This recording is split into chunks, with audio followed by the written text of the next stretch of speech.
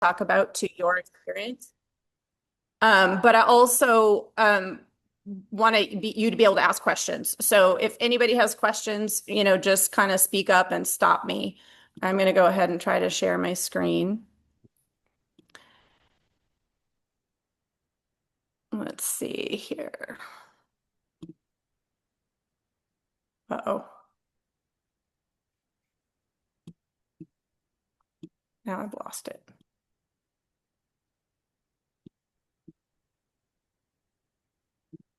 There we go.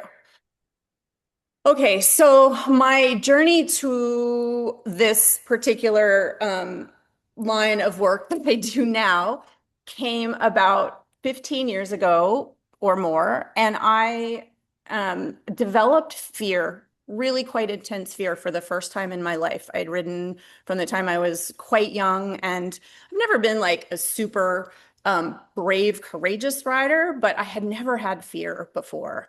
And I found this photo actually when I was putting together this talk. This beautiful young mare, a client and I had purchased together in Holland, and she was a 4-year-old. And I had only had her home for about 6 months. And Conrad Schumacher saw her and invited me to ride in one of his symposiums. And we got to the symposium, got to the clinic, and I had a horse I had never met before. And she ended up bucking me off into the rafters during this symposium.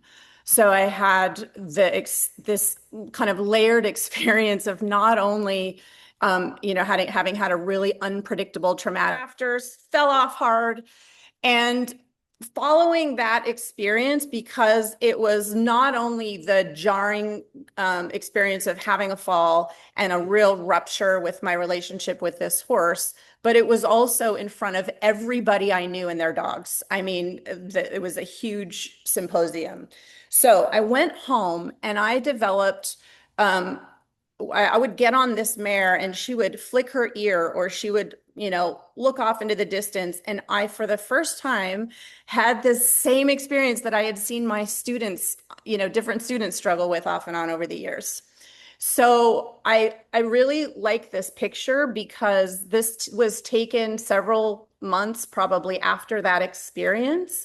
And I think at the time I even cropped my face off because I think I remember having this horrible expression of dread on my face.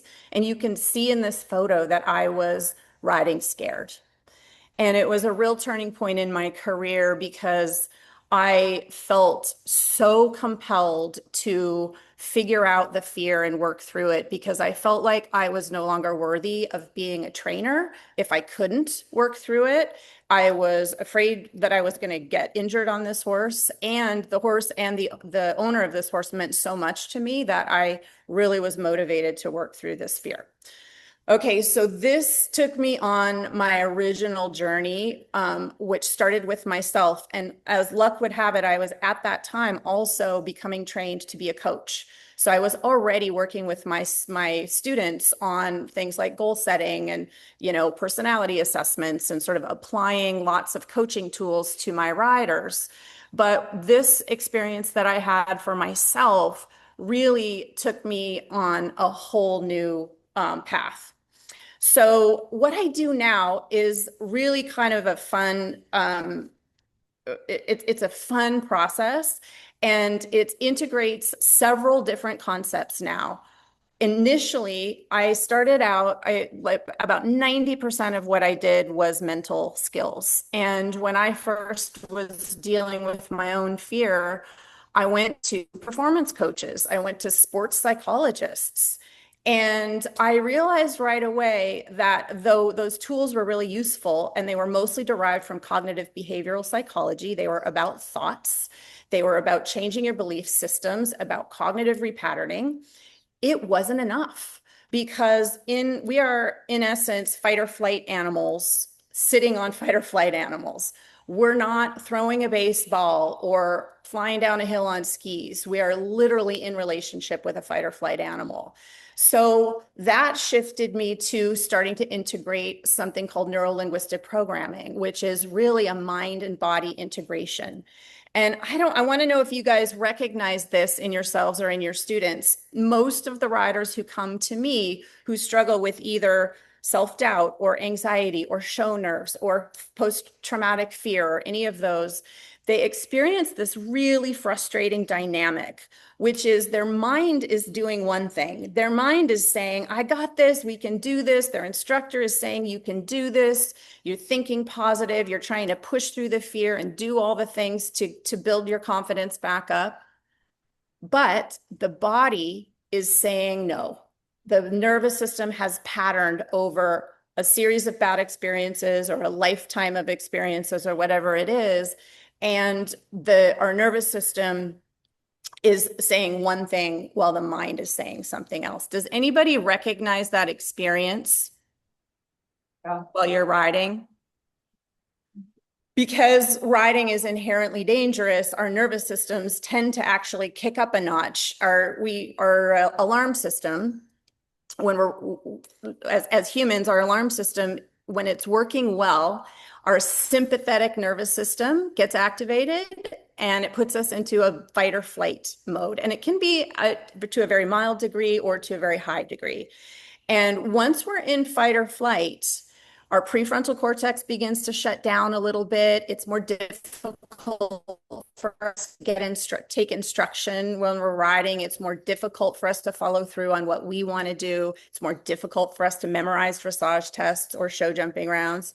And all of those things, those things that we want to be able to do, we can't always make our body do because our body is already preparing to flee or fight. So I started to incorporate into my work with riders and for myself, lots of exercises for mind-body integration to try to realign where the mind is with where the nervous system is and bring the nervous system back to functioning properly. And then that also brought me to a study of neuropsychology. I got really interested in understanding both the nervous system and also, as riders, I don't care how old you are, but as you get older, you're going to experience more things. We experience trauma on some level, even as humans from the time we're very young. And trauma comes in all different forms and to all different degrees. But our bodies pattern over trauma. And most of the people who come to me with high performance challenges where they have limiting beliefs that kind of keep them from performing their very best, or they have basic post-traumatic fear, or they have self-doubt, or they just like win the warm-up every time. And then as soon as they go down center line, they freeze. These things are all related to old messaging and patterns and trauma that they have experienced in the past. And it's very, very frustrating to try to solve it in the ring. Very frustrating to try to solve it in the riding lessons. So what I really want to do for you guys today is kind of pull aside the curtain and just share with you what I do and the lens I look through, not because what I do is necessarily within the scope of what can happen in the arena or within the scope of what can happen in a riding lesson, but to help give you context for different ideas and different lenses you can look through when you're working with your riders or you're working with yourself who have challenges or are blocked mentally or emotionally. So like I said earlier, there are so many manifestations of fear. I want to hear from you guys. What are some of the behaviors or mental and emotional challenges that come up for you, either yourself as a rider, for your friends, or your students when you're teaching? Kind of just give me a brain dump. I want to hear from you guys what your experience is.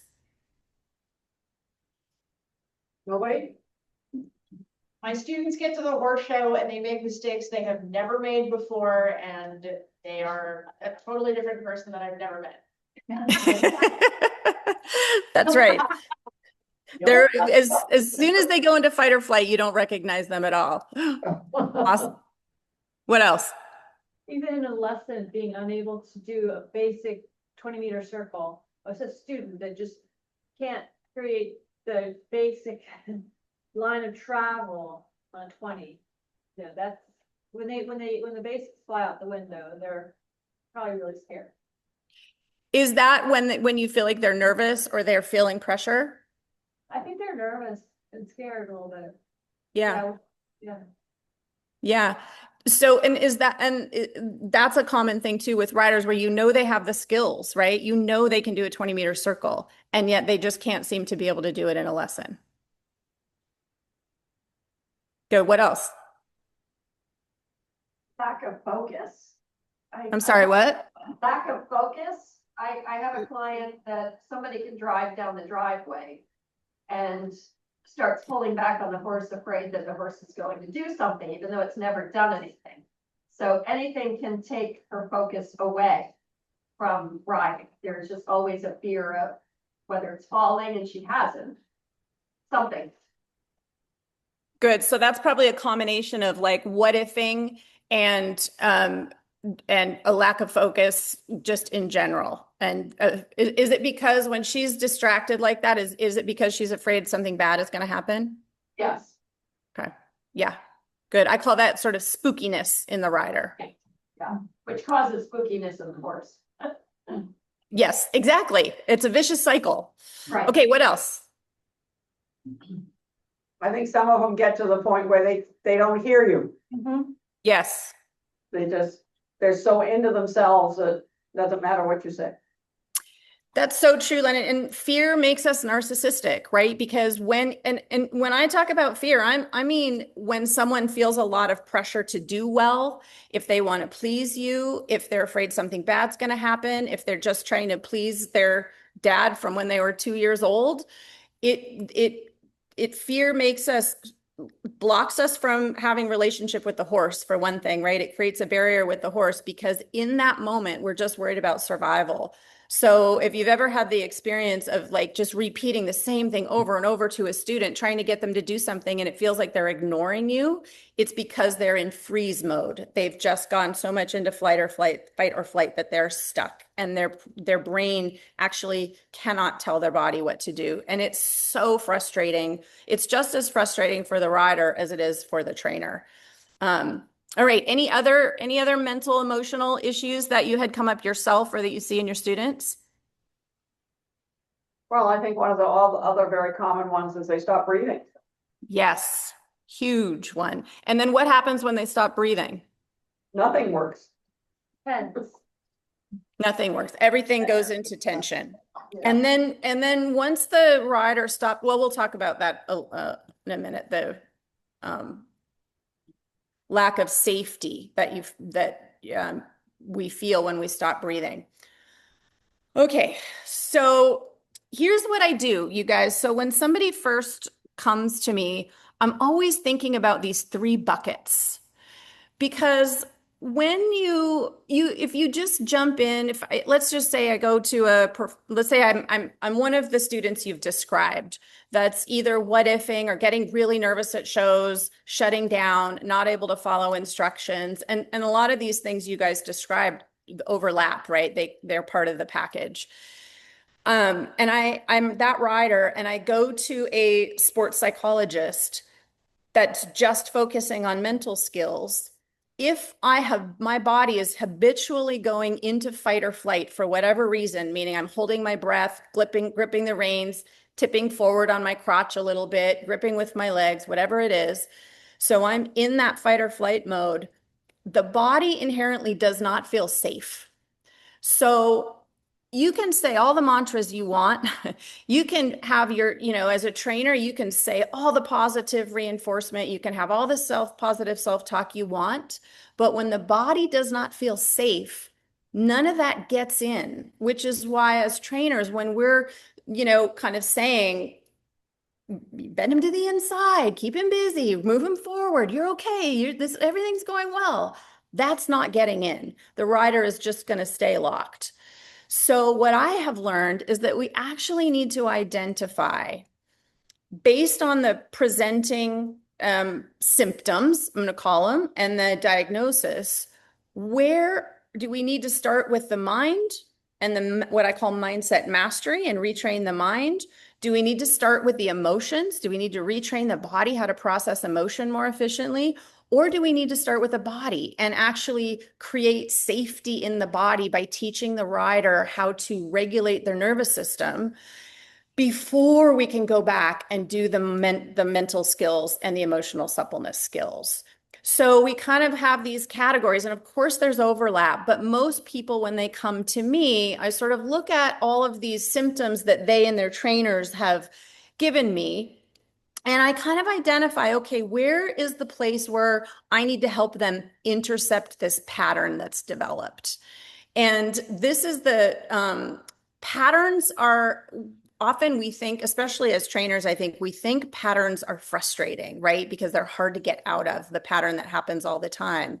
But I really feel strongly that the pattern is the path to progress. And as soon as we can identify the pattern, then we can begin to intercept it and break the pattern. So there's these three categories of, and I'll send you guys this so you don't have to like take notes or anything, but you'll kind of recognize all of these different types of fear in each of these buckets. But then there's also another thing I like to identify about riders. So some riders have a fear of something bad happening, and it's that simple. They're really afraid of falling, getting hurt, making a fool of themselves, not performing well. Like they have what we call pahad, there's a Hebrew word for that we don't have in English. And that's one kind of fear. And then the other kind of fear, which often has all the same signs and all the same symptoms, is a fear of growth and of change and of inhabiting a larger space or living the life you're meant to live. So this is more fear of, moving up a level, or the fear of, becoming someone that's unrecognizable to you. And the fear of going outside your comfort zone. So it's also important for me in the work I do to identify, is this rider struggling with a more existential type of fear that is keeping them in self-sabotaging patterns, or are they struggling with this kind of basic fear of something bad happening? So those are kind of that's kind of the lens through which I look in the very beginning when I'm first talking to someone. So if patterns are the path forward, the pattern is not the problem. It's actually the path forward. Part of what I then kind of dive into is assessing making a basic assessment of the rider. First of all, I ask questions like, because I'm working with riders over the phone, and a lot of you don't have to do this when you're in the ring and you have a horse and a rider but I make sure that there aren't safety logistics that will interfere. I do not want to teach someone to not have fear when they have very legit fear when they should be afraid. I also find that what I do works lots better when I have a trainer to collaborate with. So do they have a trainer that's open to supporting the process and being in a teamwork situation with me and the rider? And what is the motivation level of the rider to change? Sometimes I have people referred to me by their friends or their trainers, and I have to make sure that they are just as motivated to change as their trainers are for them. And then I also, of course, make sure that there aren't issues that I need to refer them away, like addiction or mental health. So those are kind of basic assessment things. And then I kind of dig in with the riders. So when most people come to me, they are thinking they have a problem, whether it's a high performance rider that's kind of stuck on a plateau and can't quite break that 70%, or it's an adult amateur who is petrified, to go to the scary end of the arena or go on a trail ride. They think they have a problem. And what's very important to me is that to look at what that problem is costing them, and then look at what the big carrot is on the other side. So the goal of my coaching process is not to fix the fear or fix the procrastination or fix the people pleasing. The goal is actually to give the rider these things back. Because once you have a pattern, a longstanding pattern of self-doubt or performance anxiety or whatever it is, some of these things start to happen. Riding stops being fun. The sport becomes a source of dread. the partnership with the horse really suffers. Just like somebody said, you know, when you're spooky, your horse is spooky. When you have self-doubt, that transmits to your horse. One of the things people say to me all the time is, I just want to be able to work on things. I want to be in my lesson and I want to work on getting better. I don't want to just go to my lesson and work on overcoming my tension or my anxiety. So that's one of the greatest gifts I feel like the coaching I do gives people, is that they get back on the horse, quite figuratively and literally, and get to start working on things again. And then, of course, there's the cost benefit equation for the amount of time, money, and energy you invest when you feel like you have this mental or emotional block that you cannot fix. So this is the goal of my coaching, is to gift the rider all of these things back. Okay, so once I've identified what kind of fear is this, what do the symptoms look like? Is this somebody that can really benefit from the coaching and, you know, has a good trainer and everything? I start to look for the root cause. Because if we dive in, and sometimes in the scope of a riding lesson, all you can really do is address the symptoms and kind of help the rider get the job done. What I get to do is kind of come in underneath that and look at, okay, what are the root causes here? And there's many more than these, but most often they are something like a recent accident, post-traumatic fear. They have old messaging that sneaks in as soon as they go to a show and are performing in front of people. Trigger stacking is a huge one. And I have to say, trigger stacking in the last couple of years has become even a bigger issue because does everybody know what trigger stacking is when we're talking about trigger stacking in relationship to horse training? There are some no's. Okay, so this is really, so in horse training, we have this term called trigger stacking. And the example I like is, if you have a horse that doesn't get nervous necessarily at shows, is not afraid of golf carts, less about rain. If they go to a show and all of a sudden they're going down center line, it starts to rain and a golf cart goes by, they might lose their shit. Even though they're not nervous about any one of those things in particular, when you stack all three of those things, it builds, you know, each of those things a little bit to their sympathetic activation until they're in a fear state. Does that make sense? Yes, Yeah, no, yes, no. yes, yes. So for humans, we're the same. So if we're walking, let's say I like to use a fear scale of 1 to 5. So if 1 is like almost no anxiety or no self-doubt or no fear, no emotion, and 5 is panic or extreme emotion. Let's say you're going through your day and you have a generalized anxiety of 2 or 3, like you're worried about all the things going on. And then you get on the horse. And what I have come to really believe about riding is that horses are inherently dangerous. And so even if you're a trainer who rides 12 horses a day, our bodies recognize that we are in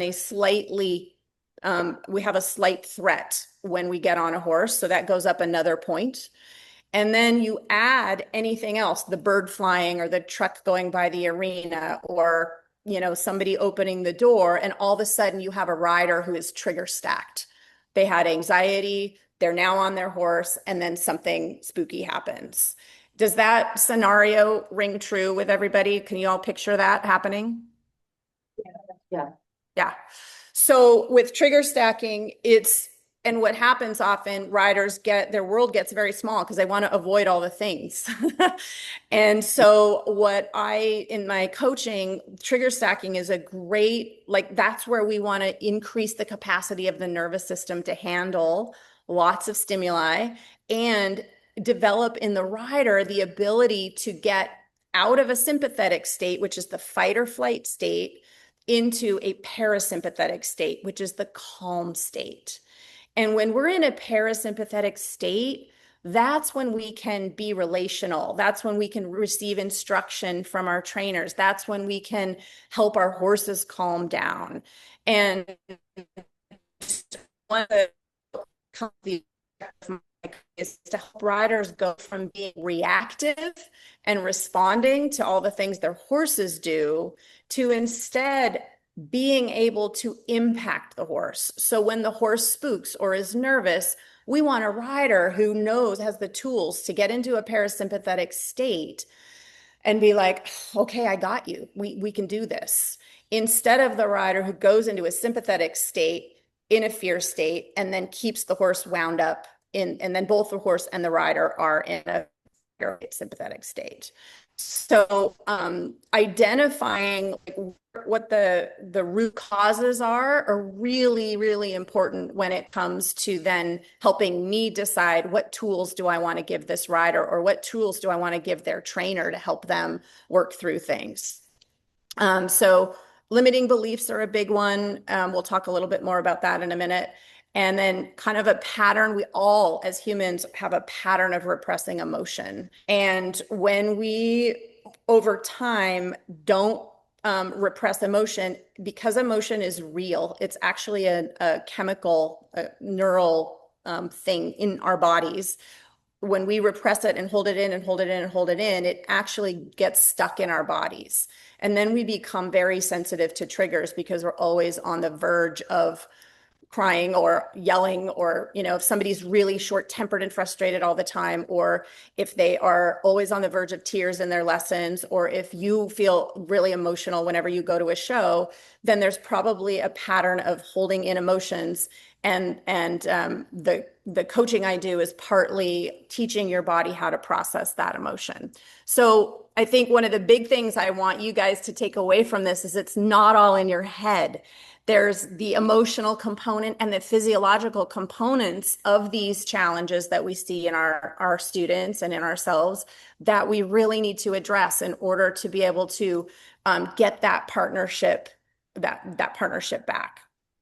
Okay, so I have to decide then between these two things. Where do I start? Do I start helping the rider with just brain training, or do I help them retrain their body to process emotion more efficiently? Or do I begin helping them get their nervous system to a place of safety where then all these other tools will eventually work? Does anybody have any questions or any comments or anything to add before I go on?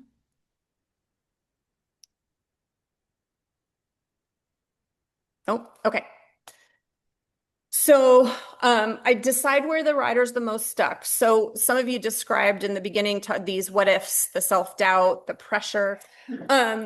So if the rider is what ifing and has self-doubt, and the way they're thinking is the priority, is at the root, then I go on to do things like helping them cognitively reframe, helping them develop a growth mindset.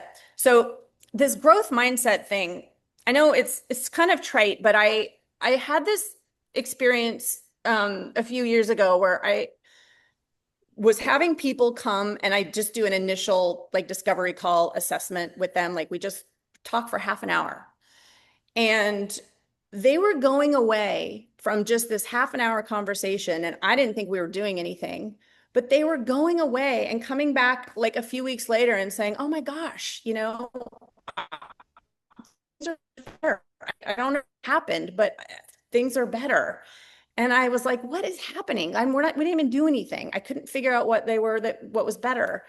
And what I have come to understand is that, so in that initial conversation, I say things to them like, this is a normal response of your nervous system.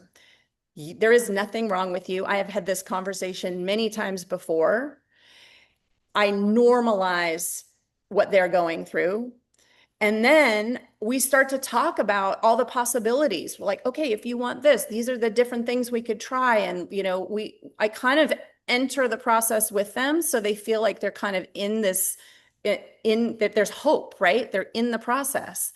And I realized that in those conversations, what was happening is that they were shifting out of a fixed mindset, which says, there's something wrong with me, I'm stuck, everybody else seems to be going and doing all the things, and I can't, my trainer thinks I suck, I can't, you know, all the things. And then they have this conversation and they realize, oh, okay, there's other people out there like me. I'm not alone. oh, I start to understand, okay, this is what's happening. There might be something I can do about this. And then all of a sudden, they go into a growth mindset. And the growth mindset is when they see their challenges as opportunities and they start experimenting and having the courage to explore what's happening rather than just let their mind go into judgment and judge themselves. So that was really kind of interesting for me that it was that growth mindset was creating the shift into growth mindset was creating progress without anything, without any coaching, without any tools, without any other kinds of support, just that simple shift.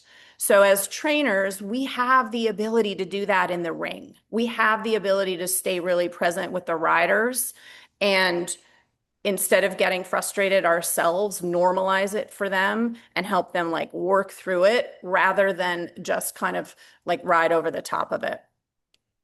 So I decide, you know, if I have a rider this is the most important thing. If we have riders who are their nervous systems are kicking in even before they have a chance to have a thought. So they're not even thinking, they're not having negative self-talk, they're not thinking anything. Their nervous system is actually just kicking in right away. Then we have to actually do all of the nervous system work first. Otherwise, the mental and emotional stuff won't work. I have learned that the hard way. So sometimes that is basic, like Lyndon said, retraining them how to breathe. And here's the thing, you guys, you probably know this. We cannot just retrain how to breathe while we're riding. We need to talk to our ride about noticing and working with their breath and retraining themselves how to breathe all day long. Because most of the time when they're holding their breath in the saddle, they're also holding their breath every time they are getting, they're under any kind of pressure the rest of the day. So those kinds of meditation, mindfulness, any kind of, movement, I call it novel movement because I've learned that when you get stuck in like kind of repetitive movement, that holds emotion in. And when you encourage your riders to move and breathe and like wiggle their toes or wiggle their femurs around in their joint sockets, that releases emotion and it immediately helps the horse release emotion too. And, if you think about how we ride our horses when they are tense or they are mentally or emotionally stuck, we don't just ride them in straight lines. We put them on bent tracks and we move them sideways and we supple them, we shorten and lengthen the stride, we do transitions. And this is kind of what we have to learn to do with ourselves too. When we go into a fight or flight state, we need to be able to move our way into a parasympathetic state in addition to working on the breathing. So that's another thing that's easy to help your riders with in the moment is to help them activate their parasympathetic nervous system instead of staying stuck in tension. And then the emotional piece we talked about, if people are stuck, frustrated, overwhelmed, on the verge of tears, if they avoid things, if they have self-sabotaging behaviors, or if they people please and fawn and don't want to have any conflict, then and this comes in with riders who aren't not assertive enough with their horses to the point where it's maybe unsafe. A lot of that is stuck emotions. So I find a lot of success helping riders move through that kind of apprehension and that fear of being assertive with their horses, not just helping them understand why it's important, but helping them process the emotions to a place that they can get to where they actually can be fully assertive with their horses, which is actually a really fun process. Okay, so once I've decided, am I going to start with mental tools? Am I going to start with emotional suppleness, or am I going to start with the physiological piece? Then I move on to teaching people about tools. And I guess I should describe emotional suppleness. So part of the objective of my coaching is that you're able to feel an emotion and have it go away instead of feel an emotion and have it stay with you and stay stuck. Fear and nerves are a really important part of a whole alarm system that keeps us alive. So I don't want to help riders not be afraid or not have nerves. I want them to feel like they can have butterflies or have a wave of nerves or have, horse spook and feel afraid, but then they know how to let that emotion move through there. They then can be present with the horse and help the horse move through whatever the horse needs to move through in the moment, or just get back to riding. So I spend a little time first help the rider develop awareness. And sometimes that's simple as like, okay, what are you feeling right in this moment? A lot of riders are not aware of what they're thinking that's causing the self-doubt or the fear or the anxiety. Some riders are very aware of what they're thinking and they're not aware of what their bodies are doing. Some are aware of emotion, but not aware of their bodies. It just depends. Okay, so first there's the awareness, then there's an understanding. Why is this happening? I like to say every pattern has a history because there's a reason that you've come to this point in your life and you're having whatever these challenges are, and understanding the mental, emotional, and physiological context of what's happening is hugely beneficial for people to understand what's happening rather than just think they have this thing wrong with them that they have to fix. And then third, we go ahead and jump into the tools. And we'll talk now a little bit about the tools. So these are the mental tools. So thought patterns are the result of kind of a non-constructive way of, I want to hear from you guys. So what are some automatic sort of negative self-talk, I call it inner critic talk, that you have in your own mind or that you've experienced in your riders that feels kind of frustrating and hard to overcome? What are the types of thoughts that contribute to not being able to progress in your riding? Anybody? I think that it's very difficult to deal with students who are angry. Yeah. You laugh. How does that show up? Again, it's right to it. I'm never gonna be good How enough. does the anger show up? Oh, it could be- not good enough is a huge one. Yeah. What anger else? can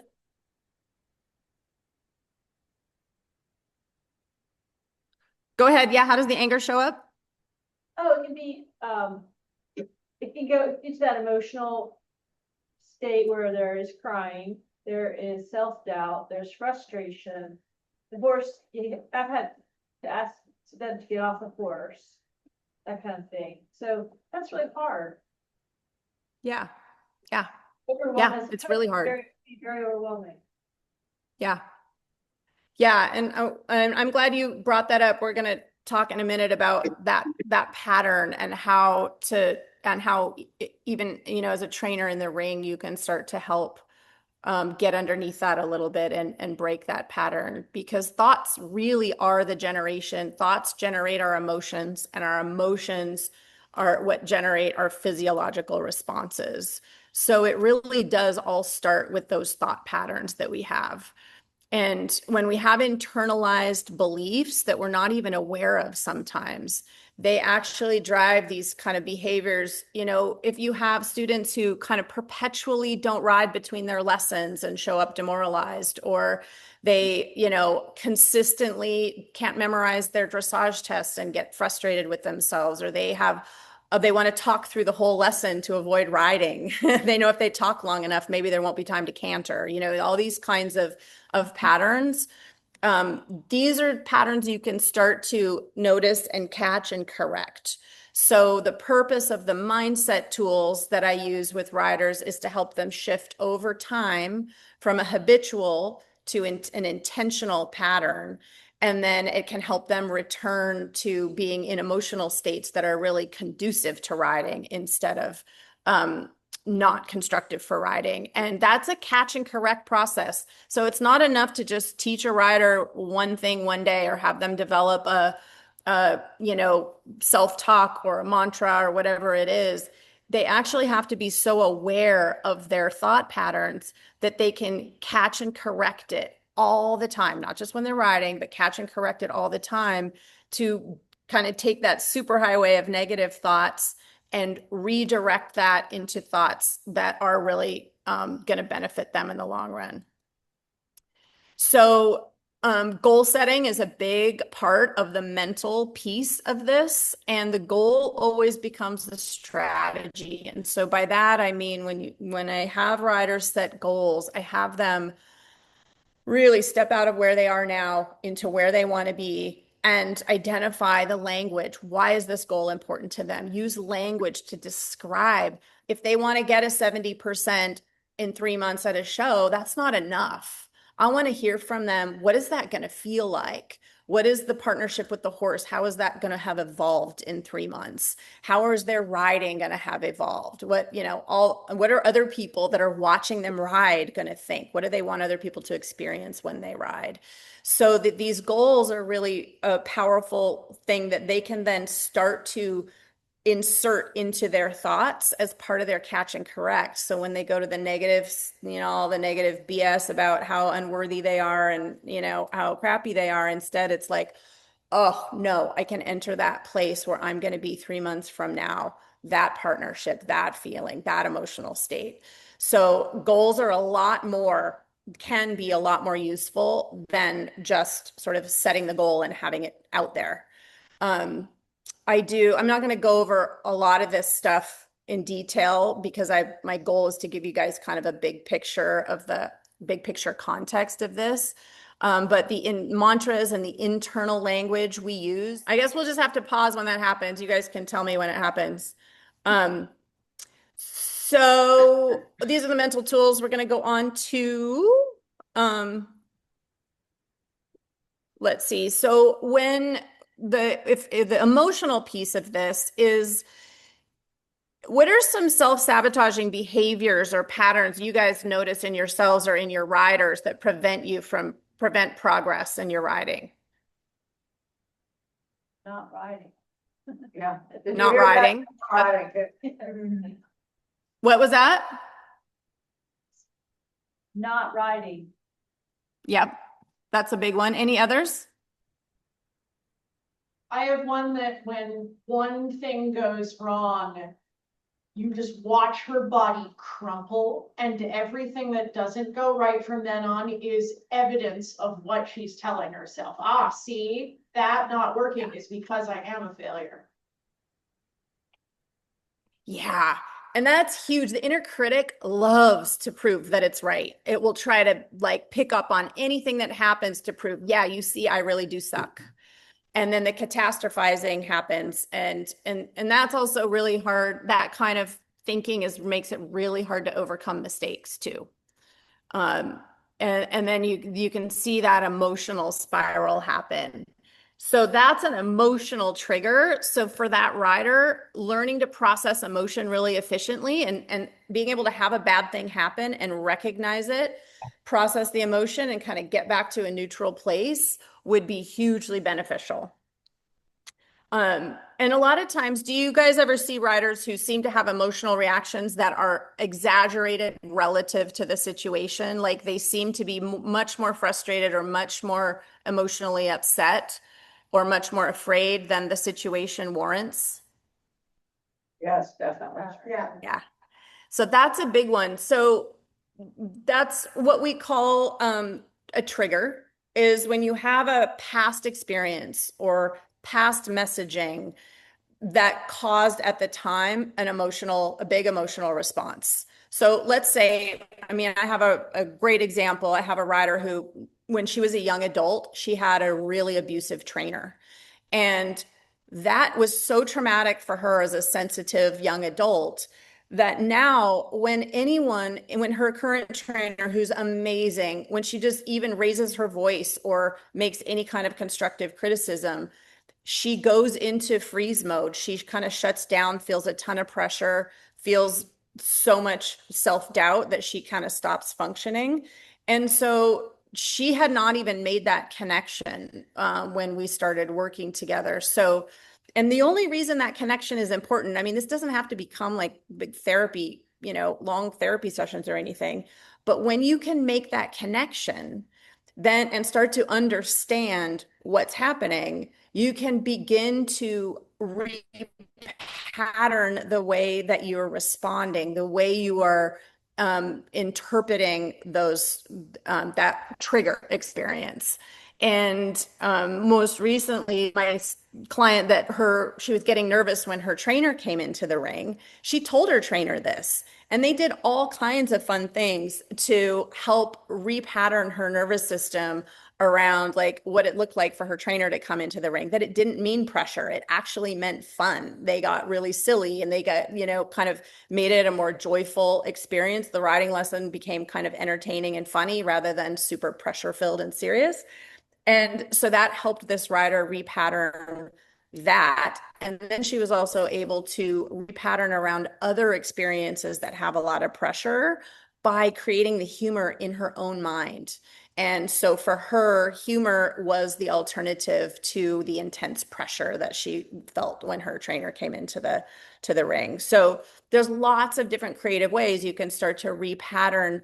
And the important thing wasn't that her trainer became fun. The important thing was that she learned how to internally change her perception of an experience. So the third, and there's, oh my God, we could just go on forever. There's so many things here. But I have two main exercises that I do with riders in terms of emotional suppleness. And one of them is what I call the fear scale. And it's an observation exercise I have learned, and you guys can play with this in your lessons because this definitely isn't with the scope of a riding lesson. When we have an emotion and we judge it, it actually is like putting a lid on a pot of boiling water. And here's something that as trainers, we do a lot that actually sometimes can make things worse.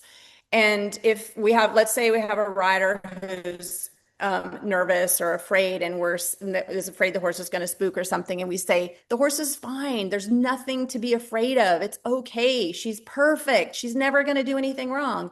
And the rider is thinking, I'm still afraid. What is wrong with me? If there's nothing wrong and there's nothing to be afraid of, why am I still afraid? Then that rider starts to judge themselves. And that's when it sort of spirals into frustration and fear, and it's all bundled into one. So the fear scale exercise, when you shift out of emotion and you begin to just observe your emotion, I know this sounds totally woo, but it works so well. If you can get your riders, I have trainers who on the fear scale, like 1 is not very much, emotion at all. 5 is panic.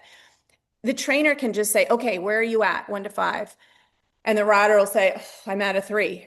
And then because the rider shifted in that moment to observing their emotion, it's gone. This is how emotions are supposed to work. They're supposed to move through us in waves, not get stuck. So this fear scale exercise gets riders to observe their own emotion instead of thinking about how much they suck and just keeping the horse busy and putting the horse to work and performing. They actually have to notice their emotions, and then they can get right back to performing or doing whatever they were doing before. So I'm simplifying this, but that's the basic idea. And then this whole idea of teaching your body to process emotion, it feeds in a little bit to that nervous system thing too. There's something I think it's on the next slide. Or another slide. What I like to use the analogy, if your comfort zone is like a balloon, and what happens if you blow up a balloon really fast? It pops. If you blow up a balloon really slowly and methodically, it gets bigger and bigger and bigger. And what do we do in the horse industry? We are like, buck up, get back on the tack, go into the scary end of the arena. You can do it. Go, go, go. And that to me is every time we kind of try to just push ourselves through the emotion, it it tends to rubber band. Our balloon pops and then our comfort zone gets smaller again. So if you've ever had that experience with a rider where, they'll go and do the thing and then they're just so relieved it's over and then they're just as scared the next day. It's a little bit like, if you have a young horse who's afraid to go into the scary end of the arena, and flogging it with a lunge whip does not help. It does not make the horse feel better about going down into the scary end of the arena. So I think, I really, in our horse industry, if we can, instead of thinking pushing through fear or pushing through self-doubt. Now, honestly, that works sometimes with kids and it works with some very few people, but for most people, it ends up exacerbating the challenges. And if you can teach the rider some of these other more strategic tools rather than just pushing through, then they can actually overcome the fear and it's a sustainable situation. And then they could have another bad thing happen and they have the tools to get through that bad thing.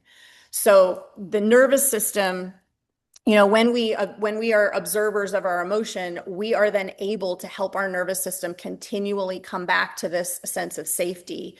And then the horses then feel that sense of safety, and then their nervous system becomes more regulated. So I think we've all seen when the horse's nervous system becomes dysregulated because the rider's nervous system is dysregulated. All right, so yeah, and then these fun things, the physiological tools we talked a little bit about. Breath work, movement. I love to use music, you guys, because music is one of the most powerful ways to shift from one emotion to another. And it actually lowers your heart rate. It can lower your blood pressure. It slows your breathing. And I'm writing a book right now, and I did a little bit of research on this for the book. And there's studies that show that familiar music that you associate with positive times in your life or positive experiences works far better than just random music. So music that is familiar to you or meaningful to you or that you love is much more powerful in helping you get into whatever emotional state you might want to. And that might be you want to get into a revved up state to feel like motivated and inspired, or you might need to calm down or whatever it is. But I've had a lot of really good luck having riders use music before their rides, sometimes during their solo rides, to help them retrain their bodies to stay in a particular emotional state. And that's pretty fun.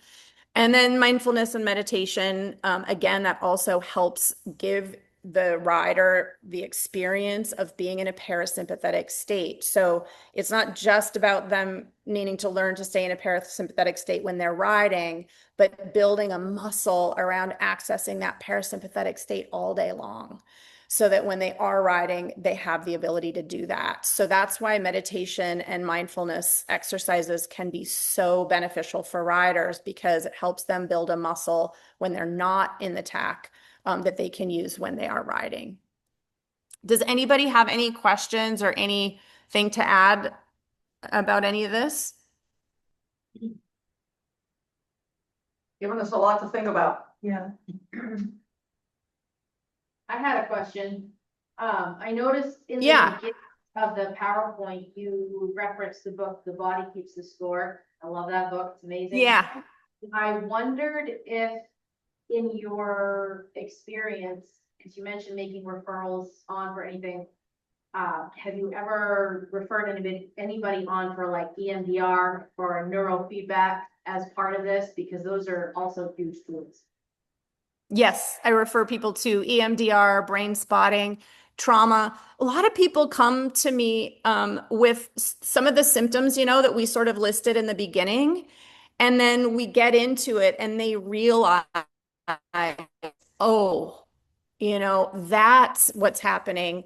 I had one of my favorite stories is I had a client come, and she was a preliminary event rider, very competent, very brave, big fancy schoolmaster, and she was out competing just fine, no problems, but she began having panic attacks. She would be riding in a lesson, and when the other horses were going out to be fed, her horse would get herd bound, and she would literally have such a bad panic attack that she would have to get off the horse. And because of her work schedule, her lessons were always during this time, and it started to be a real problem. So her trainer referred her to me. And I mean, it was kind of a mystery at first because I'm asking her all the questions, and she's just like, this is the only time this happens is when my horse is herd bound. And I started to just ask her, have you ever had any experiences in your life where you have felt out of control? And it was really like a really scary experience. And she said, you know what? About 10 years ago, I was in a plane crash. And she had been in a plane, the plane had started to go down and, was spinning around and looping around. And it was a long plane crash. And everybody lived and it was fine. It ended up being an emergency landing, but it was pretty scary. And what we realized is that her nervous system had patterned on that plane crash as being out of control, right? And when she didn't feel out of control when she's galloping cross country, she didn't even feel out of control when her horse was spooking because it had happened and, she trusted him. But when he got herd bound, and if you guys have all been on a horse that's herd bound, it is a feeling of being out of control, right? When the horse is completely oriented away from you. It was triggering these huge panic attacks. So that's a case where I referred her to EMDR so that she could, and she actually didn't even need to do EMDR for very long because once she made that connection, then she stopped judging it because she was like, oh, of course, that makes sense. And so she was able to work through it in a new way using some of these techniques to kind of retrain her nervous system. But that's such a great question and such a great answer. And I think a lot of people have traumatic experiences, especially people that have been riders for most of their lives, that they don't necessarily associate with the mental and emotional blocks that they're experiencing in the present. So that kind of, I'm finding more and more, honestly, that trauma research and understanding how trauma operates plays into what I do with riders. And a lot of those resources, those EMDR and brain spotting resources are huge. So great question. Anybody else? And I highly recommend that book, The Body Keeps the Score, by the way. It's a great book for kind of help understanding how we can get the mind and body aligned. Even though it's not about riding, it's very pertinent for riders. Anybody else? How much time do we have, Lyndon? Well, we should be finishing up. Yeah. Okay. Okay, we talked about blowing up the balloon slowly. One of the things that we sort of kind of glide over in the horse industry is protecting the comfort zone. If you can make strategic decisions about protecting your comfort zone and not popping that balloon, it helps progress happen a lot more quickly. And so as trainers, we can help.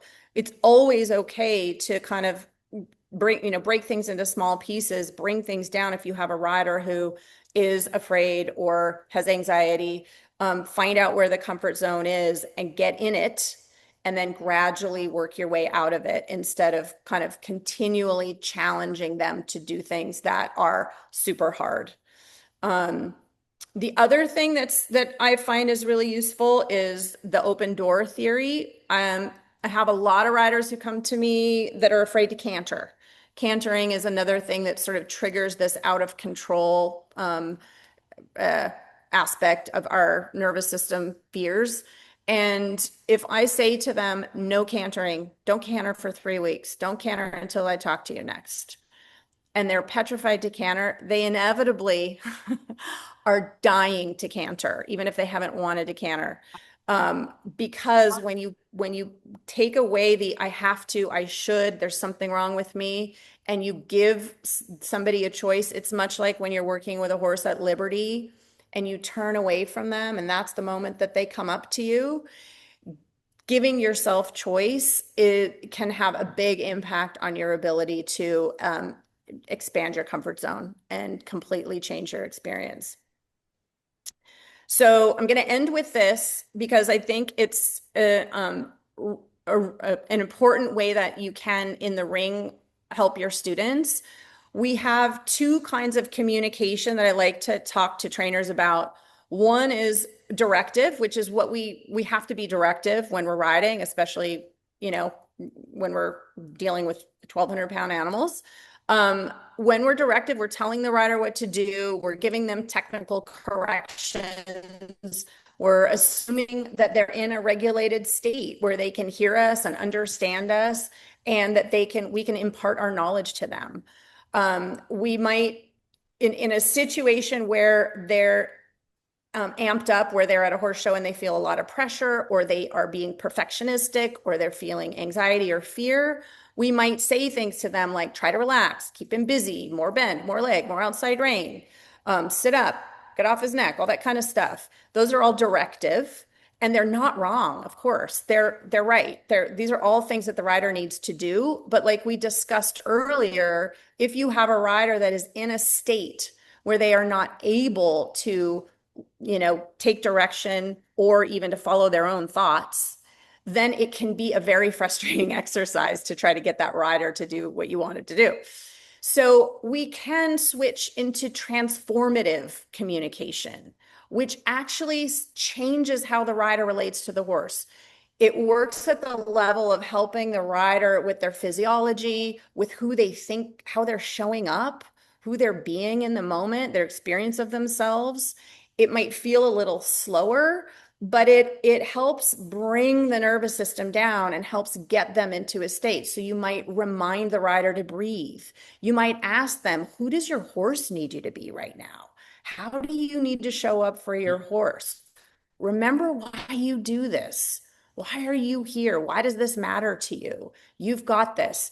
I like to use power personas. You know, we are very, when we decide we're going to ride, like I always ask people, who's your favorite rider, right? And we have a rider that we like, you know, whoever it is. And we think, okay, I'm just going to ride like that person.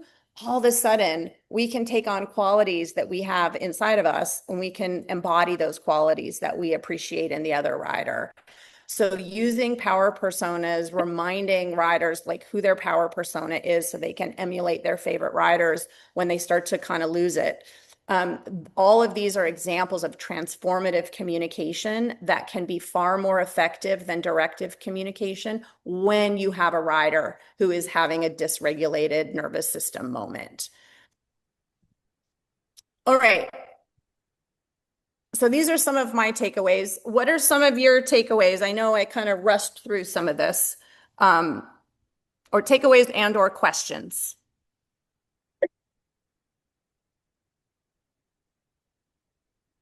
None?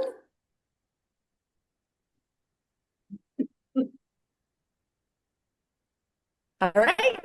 I guess we're done.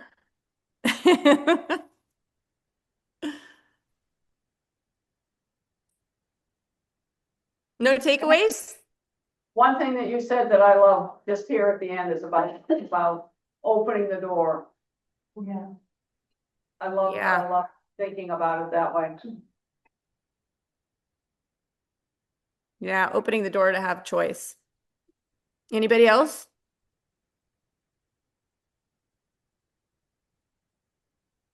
I think we're all brain dead at the end of the season. Yeah, I hear it. I hear it.